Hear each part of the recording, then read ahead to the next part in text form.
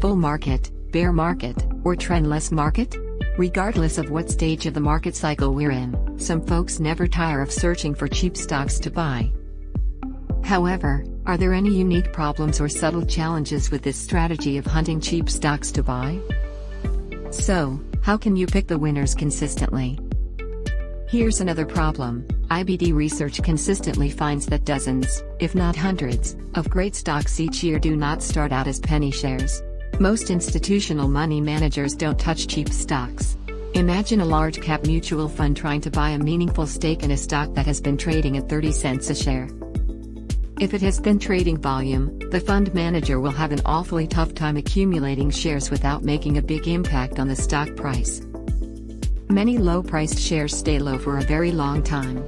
Another cold, hard truth that proponents of penny stocks don't tell you? So, if your hard-earned money is tied up in a 50-cent stock that fails to generate meaningful capital appreciation, you might not only be nursing a losing stock. You also face the lost opportunity of investing in a true stock market leader and leaderboard or a member of the IBD 50, IBD Sector Leaders, the Long-Term Leaders, or IBD Big Cap 20.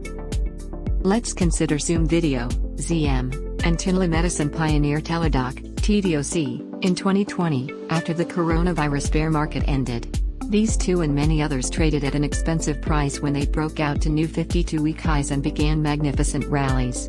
But the quality of their business, the supercharged growth in fundamentals, and significant buying by top-rated mutual funds affirmed that their premium share prices signaled a high level of quality.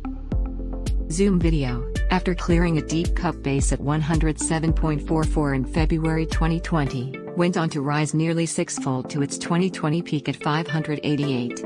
So, how about the year 2021? Zoom stock is struggling as it forms a new base and tries to bottom out.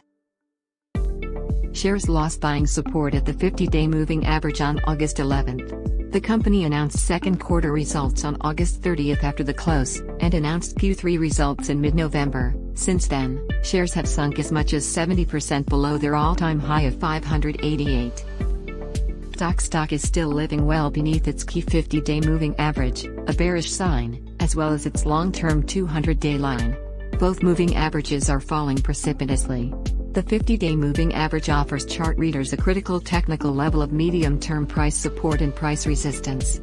Plus, Teladoc is struggling hard to bottom out and build a new base. The IBD stock screener filters cheap stocks that not only trade at $10 or less per share. Some also carry many of the key fundamental, technical and fund ownership quality traits routinely seen among the greatest stock market winners. Keep in mind that liquidity is often thin. So, you might not get trade executions at an ideal price. If fund managers dump shares all at once to lock in profits, you might incur further losses when exiting the stock.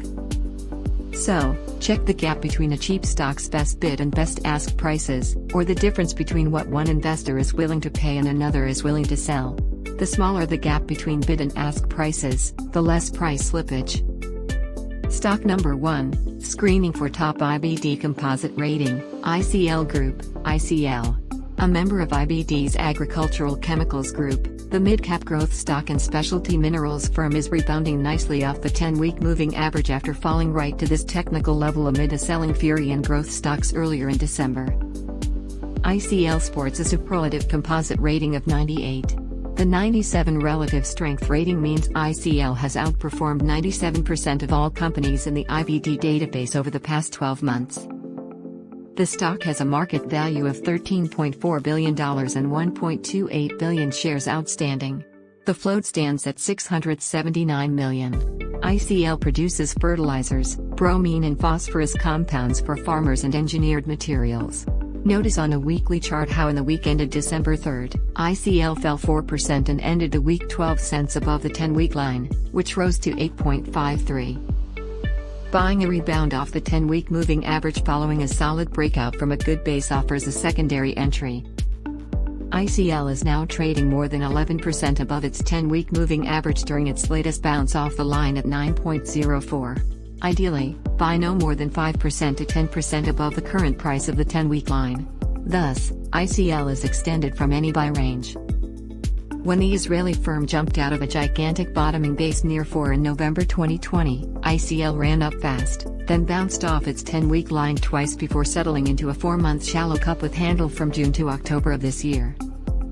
Wall Street sees ICL's earnings soaring 175% this year to 55 cents a share and another 25% to 69 cents in 2022. The consensus 2022 EPS estimate has strengthened, a good sign. ICL also pays a dividend, so the stock currently yields 2.3% annually. ICL replaces Charles & Colvard, CTHR, an expert in lab-produced gemstones.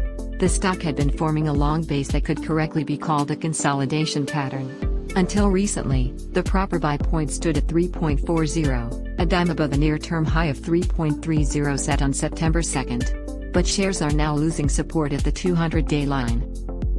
In November, the stock appeared to be forming a handle since making a short-term high of 3.48 on November 8, adding 10 cents to the highest price within the handle, or 3.48, generates a new entry point at 3.58. However, the 19% drop within this recent pullback is normally too deep for a good handle.